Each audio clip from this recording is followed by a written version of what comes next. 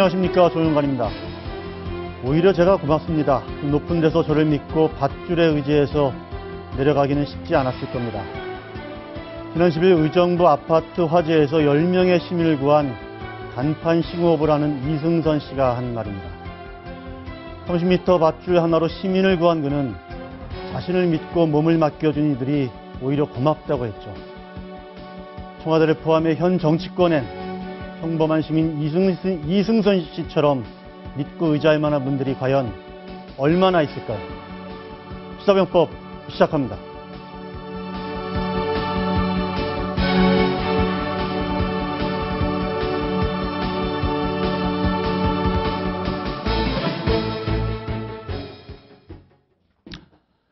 경기도 안산의 한 가정집에서 40대 남성이 자녀들을 인질로 잡고 5시간 넘게 경찰과 대치했습니다.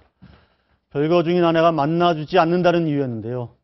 인질극은 방금 전 끝났지만 아내의 딸과 전 남편이 숨졌습니다. 현장 취재기자 연결합니다. 고정현 기자, 사상자가 있었다고요? 네, 5시간 넘게 이어진 인질극은 조금 전인 2시 30분쯤 끝났습니다. 이 경찰 특공대가 옥상을 통해 창문을 깨고 진입해 용의자 47살 김모 씨를 체포했습니다. 이 집에는 김 씨를 포함해 총 5명이 있었는데요. 이 고이인 큰딸과 딸의 친구는 구조가 됐지만 아내 전 남편은 숨져 있었습니다. 이 고1이었던 작은 딸은 흉기에 찔린 채 발견돼 병원으로 이송됐지만 끝내 숨졌습니다. 이 경찰은 숨진 전 남편의 시신 상태로 봐서 어제쯤 숨진 것으로 추정하고 있습니다. 인질극이 벌어진 다세대 주택은 전 남편 명의로 돼 있었는데요. 그러니까 김 씨는 아내가 최근 자신과 연락을 끊고 자신을 만나주지 않자 어제 전 남편의 집을 찾아가 범행을 저지른 것으로 보입니다. 오늘 경찰에 신고가 들어온 것은 오전 9시 30분쯤인데요. 김 씨의 아내가 재혼한 남편이 아이들을 인질로 잡고 있다고 신고했습니다. 이 아내와 별거 중인 김 씨가 부인을 만나게 해달라며 자녀 등을 붙잡고 인질극을 벌인 건데요. 경찰은 결국 경찰 특공대를 투입하고 인질극을 종료했습니다. 현재 김 씨는 안산 상록경찰서로 압송돼 조사를 받고 있습니다. 지금까지 경기도 안산 인질극 현장에서 채널A 뉴스 고정현입니다. 대통령 신년 기자회견에 대한 평가와 춘추 전국시대를 맡고 있는 야당 상황까지 이야기 나눠보겠습니다. 박태호 고려대 교수, 김철근 동국대 교수, 최진영 임방글 변호사 나오셨습니다. 네. 안녕하십니까? 네, 안녕하십니까? 네. 자, 정치권 얘기하기 전에 조금 전에 저희들이 현장 기자 연결을 해봤는데요. 또 안타까운 사건이 벌어졌어요. 최 변호사님, 다시 한번 이 사건을 한번 좀 차근차근 한번 다시 한번 정리를 좀 해줘 보시겠습니까? 네, 그렇습니다. 참 안타까운 사건인데요. 네. 경기도 안산시에 있는 네. 다가구 집에서 네. 오늘 9시 반쯤에서 네. 인질극이 벌어진다는 신고가 들어와서 네. 경찰이 출동해 봤더니만 네. 지금 그 경과가 어떻게 됐냐 하면은 지금 신고한 분이 여자분인데요. 그분이 그렇죠. 이혼을 하고 네. 재혼을 했는데 네. 한마디로 재혼남이 자기가 이혼했는 최초의 남편 집에 찾아가서 네. 애들을 인질로 잡고 자기를 집으로 와라라는 그런 요청을 네. 한다라고 있는 중이었는데 네. 그래서 계속 최초에는 이제 아이들만 있는 줄 알았었는데 그렇죠. 나중에 알고 봤더니만 그 인질범 이외에 전 남편이 이미 그 전날 어제쯤 해서 사망한 것으로 추정되고 네. 그 외에 2딸 이외에 네. 2딸의 친구까지 있었다라는 네. 것인데요. 계속 그 인질극을 계속 벌이다가 조금 네. 전에 네. 계속 어떤 외부와 통화도 하고 하다가 통화가 딱 끊기니까 네. 뭔가 어떤 그 경찰도 낌새가 이상해서 예. 경찰 특공대가 유리창을 깨고 들어갔는데 네. 이미 그때는 보면은 아까 말씀드린 대로 전 남편으로 보이는 분들은 이미 네. 사망한 지 한 하루 정도 돼 보이는 것 같고 네. 그 딸로 보이는 10대 여성 한 분도 이제 흉기에 찔려서 있는 상태에서 네. 병원으로 옮기던 중에 사망했다는 것이 이 사건의 전체적인 개요인 것 같은데요. 네. 최초에는 이 사건이 도대체 누가 범행을 했는지, 누가 네. 살인범이고 누가 피해자인지 명확하지 않았는 것 같은데 예. 지금 좀 전에 그 보도에서 보시지 등기등본을 떼봤더니만 네. 지금 사망했는 전 남편의 집으로 밝혀졌는데 네. 결국 그 이혼을 해서 네. 아이는 남편이 그 양육권을 가진 상태이고 네. 처가 이혼을 해서 재혼을 한 상태인데 근데 그 재혼했던 남편으로부터 나와서 예, 이 다시 좀 남편이 별거가 한 거고. 별거가 되니까 네. 연락이 안 되니까 혹시나 이 사람이 전 남편한테 가지 않았나 싶어서 다시 돌아갔는지. 찾아가는 거죠. 네, 거기서 이 비극이 벌어진 것 같습니다. 아, 뭐 지금 시청자분들이 뭐 좀 복잡하긴 한데,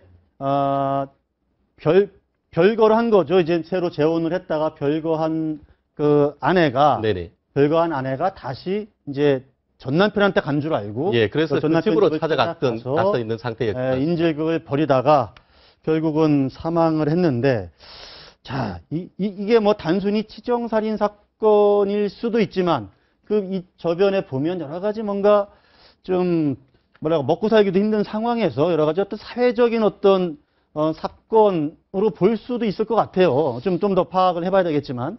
네, 일단 제가 보기에는 이게 지금 사회 양극화가 네. 이렇게 급속히 진행되다 보니까 지금 그러니까 우리 국민들이 서민들이 지금 먹고 사는 문제에 굉장히 스트레스가 많습니다. 예. 그러니까 우리 뭐 국민 행복 시대 물질적으로 풍요롭고 정신적으로 아름다운 사회 만들자 이런 구호로 열심히 정치인들이 국민들 정책을 하고 있습니다만은 네. 하여튼 그 빈부격차로 인한 갈등, 사회 계층 간의 이화감의 조성, 네. 또 희망이 없는 이 현재 사회 시스템의 문제 이런 것들이 복합적으로 어우러지면서 네. 개인 사정하고 합쳐가지고 이런 안타까운 일이 생기지 않았느냐 이렇게.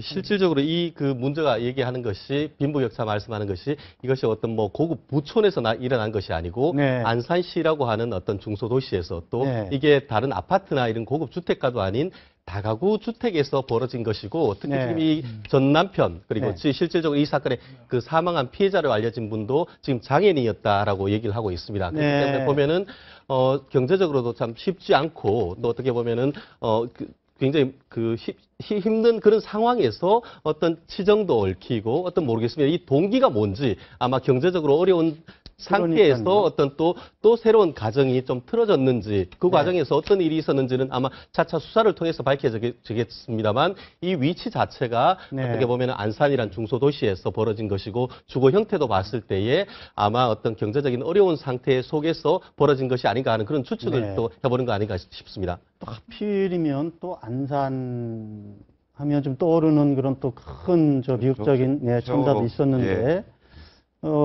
하여간 안산에서 또 이런 일이 벌어져서 좀 더 안타깝고, 정말 어떤 곡절이 있었을까 좀 궁금하거든요. 네. 수사 상황을 좀 지켜보긴 해야 되겠습니다만은 경제적 상황이 어려울수록 네. 경기가 안 좋을수록 서민이 힘들고 자영업자가 힘들고 네. 사회적 소외계층이 힘듭니다. 네. 근데 최근 우리나라 경제가 노무현 5년, 이명박 5년, 네. 박근혜 2년에서 12년 동안 장기 저성장입니다. 네. 평균 성장률이 3% 내외밖에 안 돼요. 네. 이것은 세계 100위권 밖의 성장률이거든요. 네. 그래서 지금 세 번째 정권이 바뀌어 들어오고 있는데도 여전히 그 경제 활성화나 경제가 어떤 도약하는 네. 이런 정책들을 내놓지 못하고 있음으로 인해서 네. 사실상 사회 소외계층들이 경제적 문제로부터 오기는 하지만 네. 그것이 개인적 문제까지 겹쳐지면서 네. 계속 요즘 좀 안 좋은 일들이 많이 생기는 게 아니냐 이런 생각이 좀 듭니다. 네, 임 변호사님 어떻게 보세요? 지금 인질범이 내가 사람을 죽였다 이렇게 경찰에 앞선대면서 그렇게 얘기를 했다는 거거든요. 네, 상당히 뭐 자포자기한 듯한 그런 아직 느낌이 나는데. 이제 네. 수사가 시작되는 그러니까요. 거라서 네. 저희가 추측하기에는 참 조심스러운데요. 우선 드러난 것만 보자면 네. 지금 재혼한 남편이 전 남편을 살해했고요. 네. 그다음에 전 남편과의 사이에 낳은 그 의붓딸도 중태에 빠뜨린 상황입니다. 이런 상황에서 요구한 한 건 명이 이제 막내딸이 막내딸이 막내 지금 그 딸이 이제 죽은 거죠. 예, 아직 지금 죽은 네, 겁니다. 네, 그렇습니다. 그럼 두 명이 두 명이 지금, 사망한 거 굉장히 이제 어쨌든 네. 전 남편과 전 남편 사이에 의붓딸까지 네. 살해한 이런 상황에서 이 사람이 요구한 건 뭐냐면은 부인을 데려오라는 거였거든요. 네. 그러니까 이런 상황만 본다면은 사실 가장 큰 이유는 저는 치정으로 보여요. 네. 치정으로 보이는데 우선 그걸 기본 전제로 네. 다른 이제 가능성도 말씀을 하시는데요. 네. 사실 이렇게 어떤 그 치정 사건에서 보면은요, 예를 들면 어떤 연인이 만나다가 헤어졌을 경우에 정말 극단적인 경우에는 네. 이런 살인 사건이 발생하는 경우가 정말 종종 있습니다. 저는 네. 그 중에 하나일 게 아닐까라고 좀 조심스럽게 추측을 해보는데요. 네. 수사 상황을 더 지켜봐야죠. 지켜봐야겠죠. 혹시라도 경찰이 어떤 특공대가 진입을 하면서 그 순간에 극단적인 선택을 한 것 아닐까 이런 의심도 네, 맞습니다. 결국은 할 수 있는데 네네. 경찰의 설명은 이미 전 남편과 딸 한 명이 사망한 찔린 상태라고 하는데 상태였다 이런 말씀이죠. 아마 지금 시신의 경직도 아마 네. 사망하고 나면 시신이 굳지 않습니까? 근데 지금 굳은 정도로 봤을 때 아마 10시간 정도가 넘으면은 전신이 아마 다 굳는다 이렇게 그렇죠. 하는데 아마 그러한 어떤 신체의 경직도를 봤을 때는 이미 한 어제 정도에 아마 전 남편은 사망했을 것으로 보인다라고 보이는데 문제는 이제 이 10대 막내 딸인지 정확한 신원은 안 밝혀졌습니다만 네. 사망한 딸 같은 경우에 언제 사망했는지가 상당히 중요한 것 같습니다. 네. 그렇기 때문에 과연 어떤 경찰 특공대가 정말 정확한 어떤 상황을 판단했는지에 대해서는 앞으로 조금 더 수사를 펼쳐질 것으로 보이는데요. 네. 그 부분에 대해서는 경찰은 경찰은 지금 네. 들어갔을 때에 유리창을 깨고 들어갔을 때 특별한 저항은 없었다라고 하는 점에 비추어서는 네. 이미 그 전에 어떤 상황이 벌어졌을 거라는 그런 것인데 과연 그러한지 여부에 대해서는 그 더? 상황에 대해서도 조금 더 수사가 필요한 것 같습니다. 네, 경찰은 인질범과 협상 전에 이미 2명이 흉기에 찔린 상태였다 이렇게 좀 설명을 하고 있는데요. 이런 여러 가지 상황, 도대체 왜 이런 일이 벌어진 건지, 어떤 이유였는지, 그리고 혹시 경찰 투입 과정에서 어떤 문제는 없었는지 이런 부분들도 한번 저희들이 좀 잘 지켜봐야 될 것 같습니다. 자, 오늘 이슈로 바로 들어가 보고 싶은데요. 어제 대통령 신년 기자회견을 했는데 오늘은 야당 대표라고 할 수 있죠. 문희상 비대위원장이 신년 기자회견을 했습니다. 자, 먼저 어떤 얘기를 했는지 한번 영상을 지켜보시고, 지켜본 다음에 다시 또 이야기 이어가 보도록 하겠습니다. 혹시 오늘의 상황을 정확히 인식하지 못하고 계신 것은 아닌가? 인적 쇄신은커녕 측근들에 대해 사심이 없다. 광명파동이 아니다. 거체할 이유가 없다. 또 투둔했습니다. 결국 그 안에서 지 책임을 지는 사람이 한 사람도 없고 사과의 말씀이 단 한마디도 없었다는 것이 있을 수 있는 일입니까? 대통령이 다른 나라 이야기를 하시는 줄 알았습니다. 네, 영상을 보니까 문희상 비대위원장이 아주 눈을 부릅뜨고 아주 큰 목소리로 좀 질타하는 그런 회견을 좀 하고 있는데 남의 나라 얘기하는 줄 알았다 이렇게 지금 결론을 맺었습니다. 어떻게 보세요? 어제 신년 기자회견도 보셨을 것 같고 네네. 오늘 문희상 비대위원장의 기자회견도 봤을 것 같은데. 예, 봤습니다. 일단 박근혜 대통령께서 어제 전 국민적인 요구인 인적쇄신 문제에 대해서 좀 약하게 네. 접근했다는 데 대해서는 누구나 공감하는 바입니다. 그래서 그런 면에서 아마 상당히 큰 비판을 하고 계신데 저는 오늘 이제 아까 문희상 대표의 기자회견을 보면서 또 한 가지 느낀 게 일단 야당도 얼마나 폐쇄적으로 소통이 안 되면 정동영 전 상임고문이 탈당까지 하느냐. 에? 네. 또 이런 생각도 들었습니다. 네. 그러면서 박근혜 대통령이나 문희상 대표의 기자회견 내용을 이렇게 분석하면서 제가 또 한 가지 중요하게 생각하는 거는 네. 지금 경제 문제가 이렇게 어렵고 조금 전에도 안산에서 이런 살인 사건도 나고 네. 사회가 어려운 상황입니다만은 경제라는 말을 상당히 크게 하고 그 어프로치 하는 데 있어서 복지 이런 이야기를 많이 하다 보니까 네. 이 두 양당에서 안보라는 문제를 너무 소홀히 다루고 있어요. 어제 우리 박근혜 대통령도 보면 경제는 42번, 네. 국민은 39번 이런 식으로 네. 안보는 질의안에도 그 언급이 안 됐더라고요 보니까. 네. 그래서 오늘도 저는 야당에서 그럼 좀 안보 문제를 좀 강하게 이야기하지 않을까 그랬는데 네. 역시 안보 문제에 대해서는 야당도 큰 언급이 없었고 네. 여러 가지로 봐서 박근혜 대통령의 그런 국민 소통의 문제에 대해서 여러 가지 의견은 낼 수 있지만 야당도 지금 여러 가지 상황에서 어려운 상황이지 않느냐 좀 네. 여러 가지 좀 반성할 대목이 있는 것 같습니다 보니까. 우리 김철근 교수는 어떻게 보셨습니까? 문희상 위원장이 아니고 네. 지금 당대표 후보로 나온 세 사람이 네. 신년 토론회 같은 걸 했으면 어땠을까 네. 이런 생각이 좀 들었어요. 네. 사실은 문희상 위원장은 2월 8일이면 임기가 다 됩니다. 네. 그래서 올해 야당의 청사진을 밝히고 책임질 수 있는 자리가 아닙니다. 네. 마치 마지막 인사하는 자리 같은 그런 거죠, 사실. 네. 그래서 좀 야당의 실무진들이 조금 더 고민을 해봤으면 어땠을까 이런 생각이 좀 우선 네. 들었고요. 두 번째는 이제 대통령에 대해서는 네. 얘기할 수 있죠. 네. 인적 쇄신 문제나 이런 거 다 얘기할 수 있는 거고 네. 또 안전 문제가 빠져 있었기 때문에 안전 문제를 또 지적을 했고요. 네. 그런 점까지 좋았는데 네. 야당이 과연 그렇다면 네. 야당은 올해 1년을 어떻게 할 거냐? 네. 야당이 국민들에게 보여줄 비전은 뭐냐? 경제 문제에 대한 비전은 뭐고, 그다음에 국민 안전 문제에 대한 비전은 뭐고, 뭔가 야당이 중점적으로 추진해야 될 정책은 뭐냐? 이런 그 좀 알맹이가 없었지 않느냐 이런 점이 좀 아쉬웠고요. 네. 그다음에 정치적으로 보면 뭐 그런 비전을 제시하기는 조금 그렇죠. 아직 뭐 임기 한 달도 안 남았는데. 네. 아니, 그래서 이제 문희상 위원장이 말하기는 좀 그런 측면이 있었지만 네. 그래도 현재 야당을 네. 책임지고 있는 위치에 있기 때문에 네. 올해 1년 동안 야당을 어떻게 하겠다. 네. 그다음에 지난해 말에 네. 부터 시작을 해서 정동영 의장이 탈당까지 하는 상황이고 그 야당이 분열할 가능성이 상당히 높은 상황에서 네. 이 상황을 어떻게 돌파하겠다. 네. 그 대책은 뭐다. 네. 뭐 이런 얘기들을 좀 해줘야 네. 국민들이 좀 믿고 따를 수 있는 거 아니겠습니까? 그렇죠. 야당 지지층도 상당한데. 그렇습니다. 네. 근데 대부분의 시간을 박근혜 대통령을 비판하는 데 좀 할애했다는 점이 물론 비판할 점을 해야 됩니다만은 네. 그런 좀 아쉬움이 남습니다. 근데 선명한 야당의 선명성을 부각하는 건 성공했다고 보여지는데 여나 야나 중요한 것은 그러면 전체적으로 국가가 이런 위기에 있는데 국가를 어떻게 개조할 것이냐. 네. 그 개조적인 플랜이라든지 이런 거에 대해서는 총체적인 언급이 좀 부족하면 예를 들면 헌법 구조 문제를 어떻게 바꾸고 정당 개혁은 어떻게 끌고 가고 지금 이렇게 어려워진 우리 사회를 어떻게 추스릴 것이냐 이런 큰 청사진을 내는 데는 양쪽 다 미흡했던 것 같아요. 강론에서 뭐 경제 문제, 복지 문제 이런 이야기 많이 했어도 비판을 위한 비판이 아니고 대안을 내는 비판이 됐으면 좋지 않을까. 네. 저 또한 그렇게 생각하는데요. 특히 그 어제 같은 경우에는 그 박근혜 대통령의 그 어젠다 같은 경우에는 굉장히 많이 던졌는데 네. 결국 그 신문 일면을 장식했는 것은 지난번에 얘기했던 그 안타깝게 다른 건 네. 다 빠지고 지난번에 있었던 뭐 십상시나 뭐 이런 그런 얘기만 국민의 문건 파동 내지 문건 인적 파동만, 쇄신. 했는 네. 것 자체가 참 아마 여당이나 청와대 입장에서는 굉장히 답답하다라고 느꼈을 것 같은 반면에 네. 문희상 비대위원장도 오늘 뭐였습니까? 네. 어제 그에 대한 어떤 되치는 자리가 아니고 네.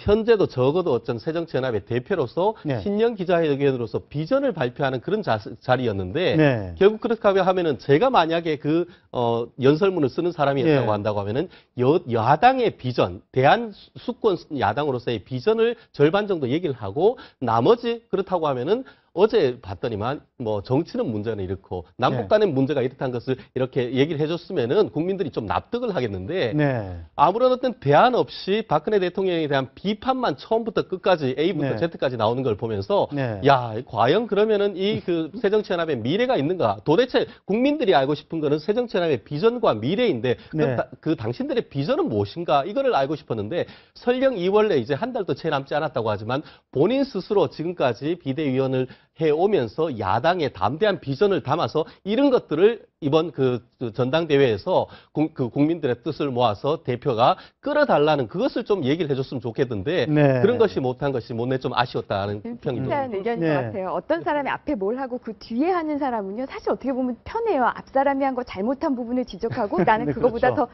잘하겠다 얘기를 하면 네. 되거든요. 근데 그 앞 사람이 잘못한 건 지적을 잘해주셨는데 뒷부분이 약간 부족했죠. 네. 지금 생각해보면 혹시 그 어떤 대안을 아직 찾지를 못하셔가지고 말씀을 못하신 게 아닌가. 되게 그러면 어제 대통령의 신년 기자회견, 특히 아까 문희상 비대위원장이 대통령 신년 기자회견 뭐 딴 나라 얘기하는 것 같다라고 지적을 했는데 그 점에 대해서는 동일하십니까? 어제 기자회견에 대해서는 그 네. 기자회견, 그 대통령 기자회견이 끝난 다음에 아마 바로 그 대국민 어떤 그 여론조사하는 기관들을 여론조사한 네. 것도 몇 번 있었을 거예요. 근데 제 알기로는 여론조사가 별로 그렇게 좋게 나오진 않았거든요. 네. 그러니까 많은 국민분들이 원하는 답을 대통령께서 해주지 않으신 것 같아요. 저는 그 중에 가장 큰 게 아무래도 그 인적 쇄신 부분인 것 네. 같은데요. 저는 그 부분을 어떻게 생각했어요? 분명히 많은 절반 정도 이상의 국민들은 뭐 비서실장이나 아니면은 그 3명의 그 보좌관 중에 뭐 최소한 뭐 1명이든 3명이든 간에 좀 바꿔줄 필요가 있지 않느냐라는 요구였는데 대통령께서는 전혀 딱 그으셨거든요. 김기춘 네. 비서실장의 경우에는 뭐 앞으로 바뀔 가능성도 약간 얘기는 하셨지만 어쨌든 3명의 보좌관은 딱 잘라서 바꿀 필요가 없다라고 잘못한 게 없는데 왜 바꾸냐 이렇게 말씀하셨어요.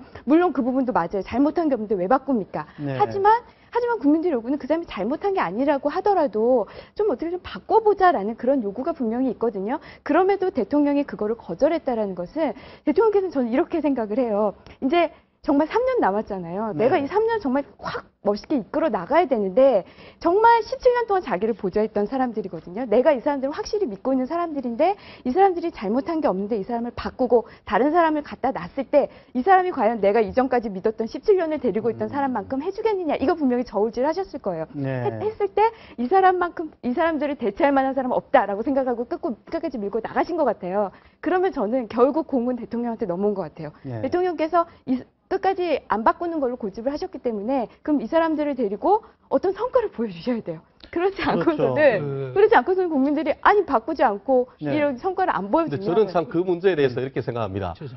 그분들이 장관입니까?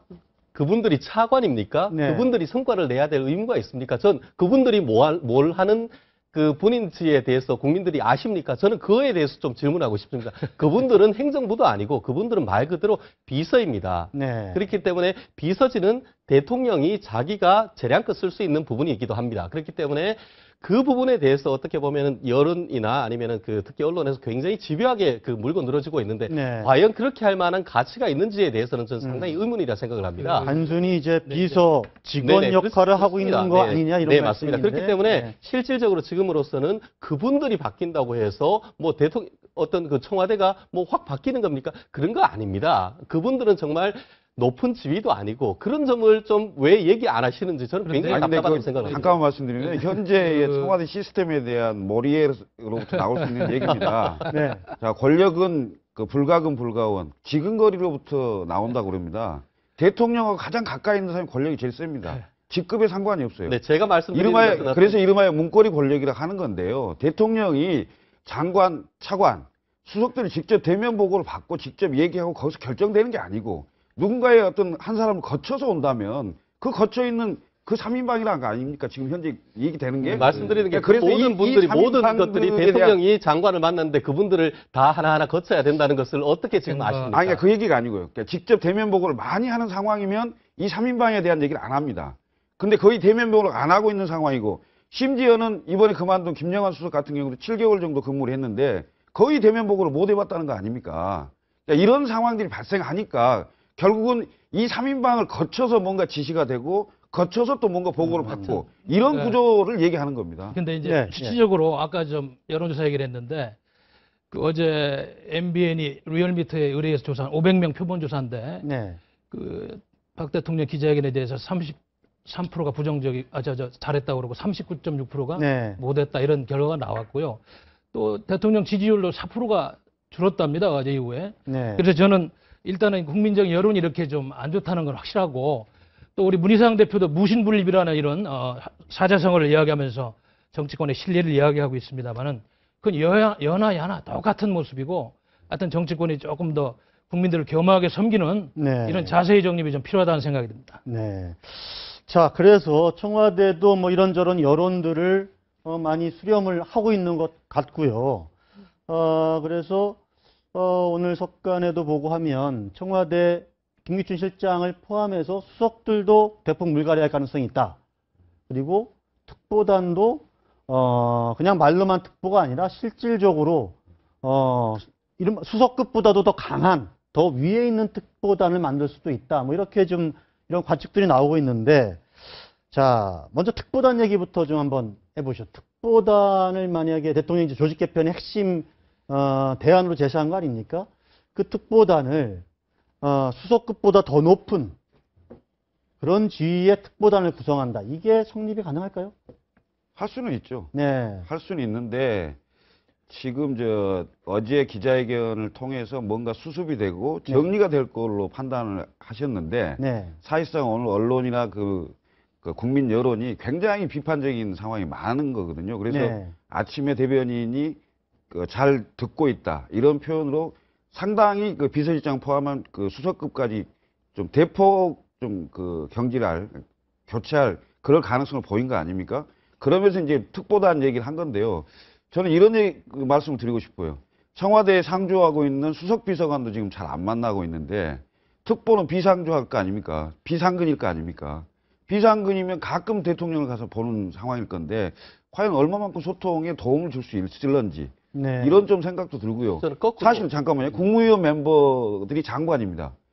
그러니까 국무회의 멤버인 장관들도 굉장히 보기가 어려운 상황인데 특보들로 과연 이런 어떤 소통 부재 부분을 얼마나 해소할 수 있을는지 그것 또한 의문이다는 생각이에요. 사실은 위인 설관이 될 가능성이 있다. 이 점을 말씀드립니다. 맞습니다. 저도 그 아니, 부분에 필요하면 대면 보고 늘리겠다 뭐 대통령께서 그런 말씀도 하셨는데 예. 네, 그 사실 그 특보란 것이 아마 그 지금 보도에 나오듯이 이명박 대통령 때는 청와대 그 안에 있었다가 이번에 그 박근혜 대통령 정부에 들어오면서 오히려 폐지를 했었던 것인데 네. 그런 점에서 어떻게 보면은 어떤 수석급이나 이런 분들의 오히려 힘을 실어주려고 했었는데 네. 만약에 저는 약간 우려하는 게 옥상 오게 되면 어떻게 하느냐 하는 그런 생각을 했었습니다. 네. 말씀하셨듯이 그 교수님 말씀하셨듯이 뭐 비상근일지 상근일지 그거야 뭐 그거에 맞춰서 시스템이 되면 될지 모르겠습니다만 오히려 특보란 것이 말 그대로 특보란 것은 어떤 대통령 지근거리에서 어떤 시스템으로 외부의 어떤 목소리를 듣게 하는 것인데 그 자체가 또다시 어떤 그런 문고리 권력이다. 이런 식으로 오용될 수 있다 하는 그런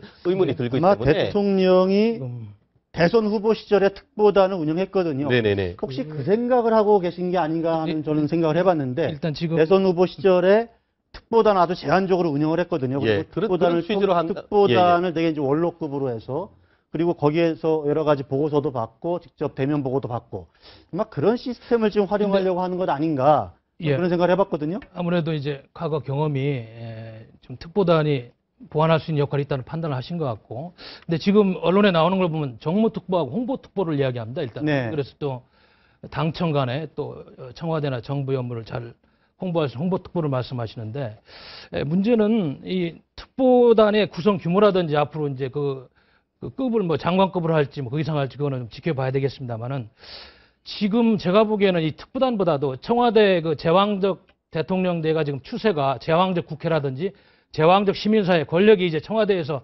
점점 국회라든지 다른 기관으로 넘어가는 추세에 있어서 그거보다는 우리 21세기에 저는 솔직히 말씀드립니다만은 좀 내각에 장관들의 힘을 좀 키워주고 네. 장관들과 대면국으로 활성화하고 그러면서 특보다는 그야말로 보조적인 역할이지 정무의 어떤 국정의 주가 될 수는 없는 겁니다. 그래서 그런 좀 장관들한테 힘을 많이 실어주는 그런 방향으로 갔으면 좋겠습니다. 제가 보기에는. 네. 자, 임 변호사님. 지금 오늘 관련해서 지금 여권 얘기를 좀 더 하고 싶은데 오늘 또 다른 좀 일종의 돌발 변수가 하나 발생을 했는데 김무성 대표의 메모지 사건이 보도가 됐거든요. 네. 메모지 속에 이른바 KY 이렇게 되어 있습니다. 문건 파동 배우는 KY 내가 꼭 밝힌다. 네. 두고 봐라. 곧 발표가 있을 것이다. 이런 메모지에 이제 이런 내용이 들어가 있었거든요. 네. 이걸 가지고 또 여러 가지 말들이 나오고 있습니다. 지금 어떻게 지금 네, 보셨어요? 그거 이제 혼자 보시려고 했는데 그게 또 우연히 또 이제 카메라 이제 잡히고 말았죠. 네. 그래서 이걸 밝히고 이제 외부에 분명히 유출되는 거는 원하지 않으셨을 텐데 저는 이거 우선 사람들이 K와 Y가 대체 누구냐 정말 말들이 많습니다. 저도 여기 들어오기 전까지 또 이제 친한 변호사들과 도대체 K와 Y는 누구냐 이러면서 네. 얘기를 했는데 K와 Y가 누구이냐를 이제 맞추기 전에 우선 청와대가 이제 밝히고 이제 청와대의 기본 입장을 이런 네. 문건 파동의 도대체 이 주체는 무엇이냐라고 네. 하는 그 조응천과 박관천이 있지 않습니까? 네. 그 사람들 이니셜은 우선 아니에요. 네. KY는 네. 그러면 어쨌든 청와대가 갖고 있는 생각과 김무성 대표가 갖고 있는 생각은 다른 거죠. 왜냐하면 김무성 대표는 문건 파동 배우는 K와 Y라고 하고 있으니까. 네. 그래서 그렇다면은 여기서 이제 저는 좀 약간 큰 혼란이 하나 지금 오고요. 그게 문건 파동배는 KY 내가 꼭 밝힌다. 거기 내가가 바로 김무성 대표 본인을 말하는 게 아니고 네. 김무성 대표는 누군가가 얘기한 거를 메모한 거다. 지금 이렇게 설명하고 있거든요. 아, 그래요? 아니, 그렇다고 해도 마찬가지입니다. 곧 발표가 있을까? 어쨌든 지금 네. 청와대 입장과 다른 얘기가 하나 있는 거잖아요. 네. KY. 그렇다면은 도대체 이 사건은 도대체 어떻게 되고 있는 뭐 건지. 조응천, 박관천이면 뭐 CP로 가든지 뭐 이렇게 해야 되는데. 예. 일단 그 김무성 대표의 메모에 대해서 김무성 대표가 네. 자기 생각을 메모한 게 아니라 네. 전화를 통해서 받은 네. 받아쓰기 해놓은 거다라는 네. 걸로 해명을 했어요. 네. 그러니까 누구한테 전해 들은 얘기죠. 네. 전해 들은 얘기인데 그 전해 들은 얘기에 내가 꼭 밝히겠다 얘기는 거기서 그 내라는 것은 김무성 대표는 아닌 거죠. 그렇죠. 네. 그렇죠? 김무성 대표 말에 의하면 아니 그 메모지가 그리고 그 메모지의 내용을 보면 네. 김무성 대표의 메모지이기 때문에 김무성 대표가 쓴 건 맞아요. 그리고 김무성 대표의 생각을 쓴 게 아니고 네. 전달받은 걸 썼다는 거 아닙니까? 네. 그렇기 때문에 여기서 말한 내가 꼭 밝히겠다 내라는 것은 김무성 대표는 기본적으로 아니다 이 소리입니다. 네. 그래서 이제 제가 드리는 말씀은 자, 이 KY 부분을 그냥 본인만 알고 있으면 되는데 네. 국회 본회의장에서 수첩을 꺼내서 봤다 이겁니다. 네. 그러면 그러니까 원내대표도 했고 당대표이고 국회 5선이면 네. 본회의장에서 줌 카메라로 수첩이나 의원들의 행동을 다 이렇게 당겨서 사진을 찍을 수 있다는 걸 너무 잘 알고 있거든요. 네. 그럼에도 불구하고 의도하든 의도하지 않았던 간에 약간의 의도적으로 의도적으로 노출하고 있는 게 아니냐. 어떤 의도로 무슨 그랬을까요? 얘기냐면 네. KY가 누군지 모르지만 네. 이 말을 해준 사람들 또 이 말을 알고 있는 사람들한테 네. 내가 이 정도는 지금 다 알고 있다. 네. 이것을 암묵적으로 또 보여주는 거 아니냐. 그러면은 그래서 저는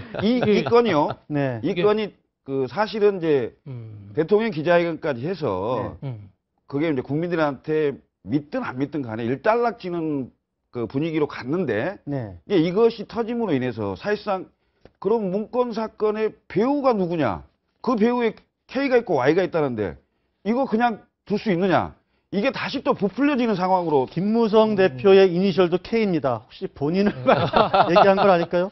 그런데 이거 저는 우리 사회가 아까도 문희상 대표께서 무신불립을 얘기했지만 어제 대통령 기자회견을 하고 아무튼 검찰 수사는 마무리되고 네. 물론 우리 뭐 여당 내 친박 비박 나눠서 지금 보이지 않는 갈등은 있습니다만은 그렇게까지 우리가 너무 확대해서 가지 말고 우리가 한번 좀 봅시다. KY 너무 추측을 많이 하다 보면 또 우리가 의도하지 않은 결과를 가져올 수 있으니까 네. 일단 한번 좀 예를 들어서 내가 곧 밝힌다. 두고 봐라 곧 발표가 있을 것이다. 이런 뉘앙스를 보면 혹시라도 내가 속한 조직이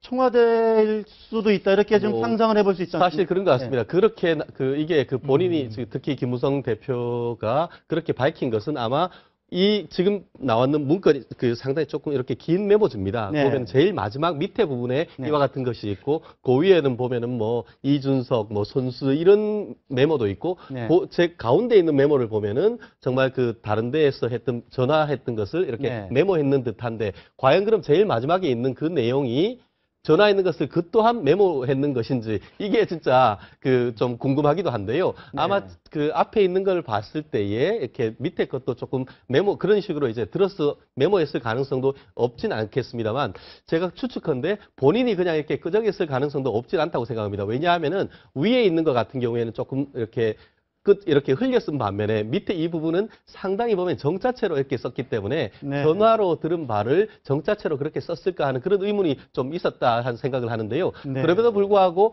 좀 전에 교수님이 하셨던 그 또한 사실 음모론인데 어떻게 보면은 그것을 누군가가 줌으로 당겨서 찍어서 보도할 것이라는 그 생각까지 해서 했다고 한다는 것은 조금 지나치게 좀 자기적인 거 아닌가 하는 생각도 해봤습니다. 네. 제가 그 뒤에 네. 별로 음모론적인 사람이 아닌데요. 뭐 실제로 국회 내 본회의장에서 그런 일들이 많았어요. 뭐 네. 많이 신재철 있었죠. 많이 의원 같은 있었죠. 경우는 뭐 스마트폰 보다가 뭐 이렇게 그렇죠. 이런 것도 네. 있었고요.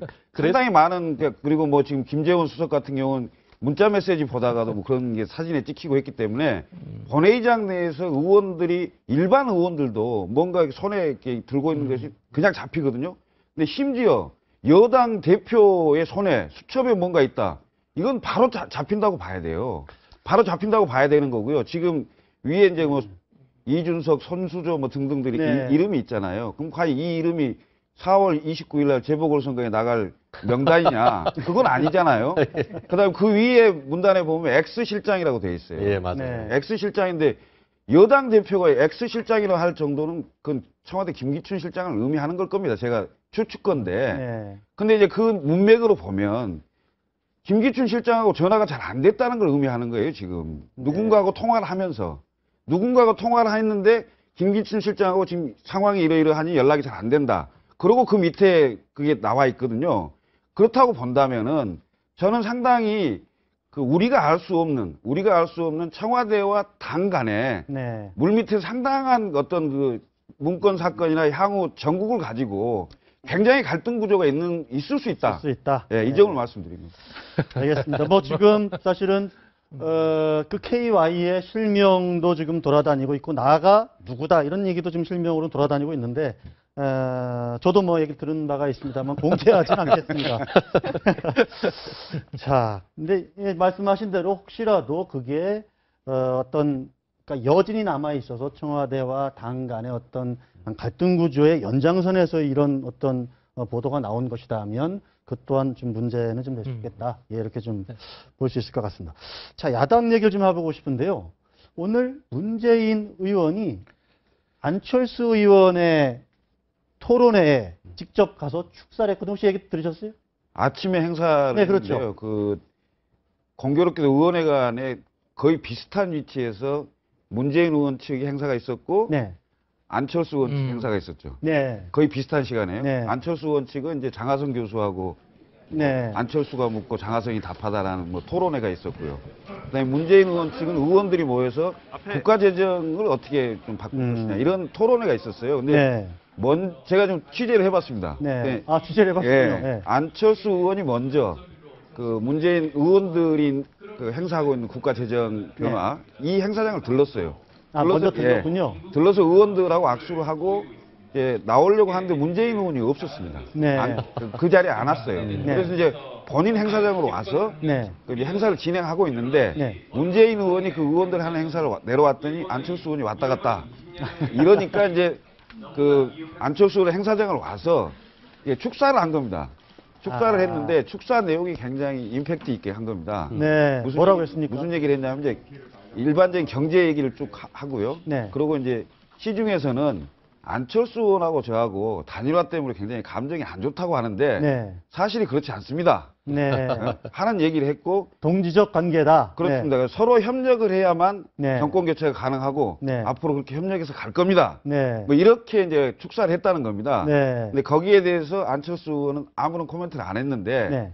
그 안철수 의원 주변 얘기를 들어보니까 안철수 의원도 문재인 의원하고 최근에 안철수라는 왜라는 책이 있었잖아요. 그렇죠. 네. 그 책이 발간되면서 단일화 과정의 어떤 비화나 서로의 감정 싸움 같은 게 있을 수 있었는데 네. 그 점에서 좀 부담스러워했는 것 같아요. 그래서 네. 봉합하는 차원에서 이렇게 좀 보여주는 것도 좋고 네.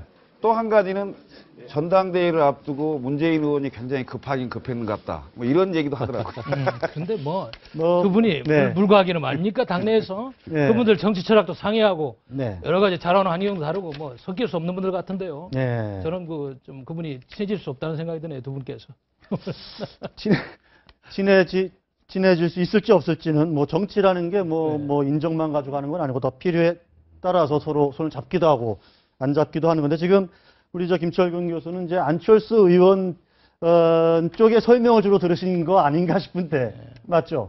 아, 그러기도 하고 또 반대쪽도 들었습니다. 사실 그런 것 같습니다. 그 이번에 이제 당권 주자로 이제 문재인 의원이 나오면서 네. 사실 제일 처음에 이제 박지원 의원과 그 얘기가 나왔던 것이 네. 당명 아니겠습니까? 네. 새정치 민주연합을 민주당으로 만들어야 된다 했더니만 네. 그거에 박지원 의원이 그렇게 얘기를 하니까 네. 문재인 의원도 호남에 가서 그렇게 하겠다. 대신에 안철수 의원의 의견을 듣자면 이런 걸 조건을 받게 그렇죠. 했는데 네. 그 이후에 안철수 의원이 발끈하고 나오니까 네. 그러면은 문재인 의원은 그러면은 나는 더 이상 이 당면 변경에 대해서는 얘기를 하지 않겠다 하는 이걸로 해서 안철수 의원의 손을 약간 들어준 적이 있습니다. 아마 네. 그런 연장선상이 어떻게 보면 약간의 어떤 당권을 앞에 두고 있는 문 의원이 약간 안철수 의원 측에 어떤 그 러브콜을 보내는 것이고 그와 같은 연장선상에 오늘 오전에 있던 어떤 일들이 있었다라고 본다고 하면은 네. 특히 이제 문재인 후보 입장에서는 지금 당 대표 선거를 앞두고 어떤 최대한 어떤 영역을 확장하기 위한 그런 나름대로의 전략이 아닌가 생각합니다.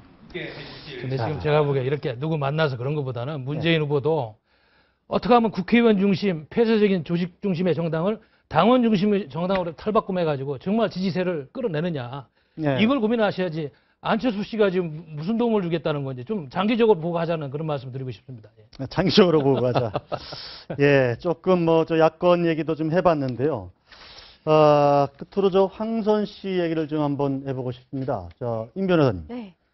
근데 황선 씨가 지난번 토크 콘서트 할 때 이른바 테러라고 규정을 해야 될지 말아야 될지 논란도 있습니다만은 그 고교생 있지 않습니까? 네. 고교생을 그때는 선처해달라 이렇게 얘기를 했는데 왜 느닷없이 또 고소를 했을까요? 살인미수로? 네, 돌연 살인 미수로 네. 고소를 했죠. 예.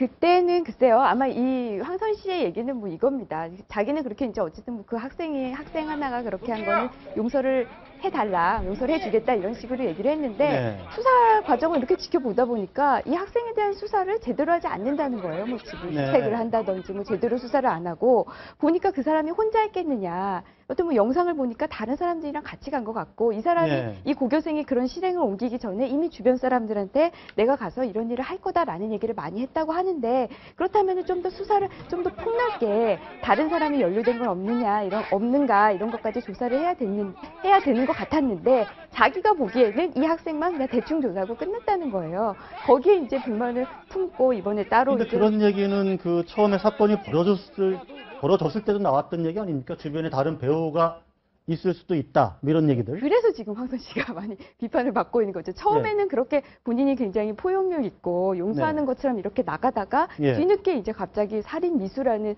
혐의까지 해가지고 다른 것도 아니고 살인 미수로 고소를 했거든요. 고교생을. 네, 그것까지 했다라는 거에 대해서 도대체 황선 씨가 이렇게 갑자기 마음을 바꾼 거는 또 무엇이냐. 물론 본인은 얘기는 수사가 과정이 미흡해 보인다 이렇다고 얘기를 하고 네. 있지만 저는 그냥 이렇게 봐요. 처음에는 자기 이미지를 네. 그냥 뭐 용서해주고 뭔가 통이 넓은 사람처럼 보여주려고 했다가 네. 결국 자기가 원하는 대로 수사가 이루어지지 않으니까 결국 어쩔 수 없이 본래 마음대로 전체적으로 다 같이 고소를 한 거 아닌가. 황선 씨. 혹시라도 황선 씨가 지금 국가보안법 위반 혐의로 지금 네. 오늘 영장실질심사도 받았거든요. 아마 오늘 저녁 때쯤이면 이제 구속 여부 결정이 될 텐데 그것과 서로 좀 관련이 없을까요? 관련이 있겠죠. 아무래도 지금 심리적으로 큰 압박감을 받을 거고요. 네.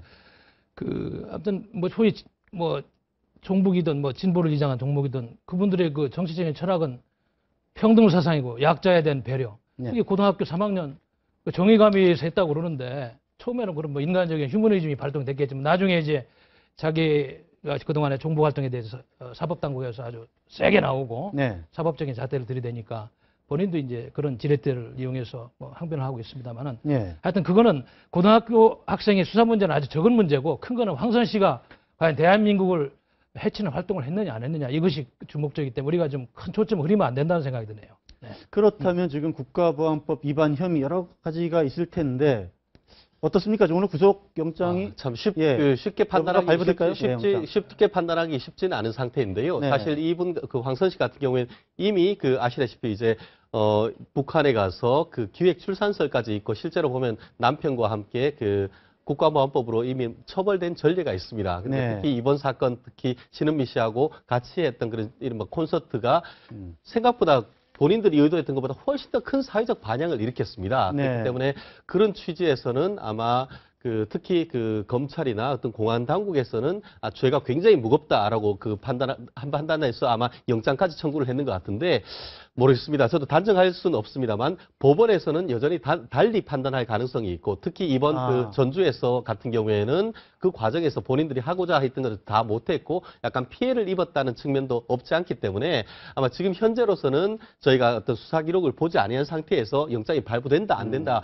단정하기는 쉽지는 않습니다만 네. 말씀하신 대로 지금 이렇게 살인 미수나 이런 혐의로 고소했는 것 같은 경우에도 아마 일정 부분 어떤 피해자로서의 어떤 그런 것을 최대한 부각하려고 하는 그런 전략이 보이는데요. 네. 그런 점이 어떤 식으로 재판부에 호소가 될지 여부에 따라서 영장이 발부될 수도 있고 기각될 가능성도 있다 이렇게 생각을 합니다. 사법적인 잣대도 중요하지만 국민 정서도 상당히 중요한 겁니다. 네. 이미 김정일 소개하는 선전책자에 저분 이름이 등장해가지고 북한에서 선전 활동에 활용되고 있는데 그 국민 정서를 어떻게 무시하고 사법적인 잣대만 이야기할 수 있습니까? 이건 우리 사회가 건강하지 못한 겁니다.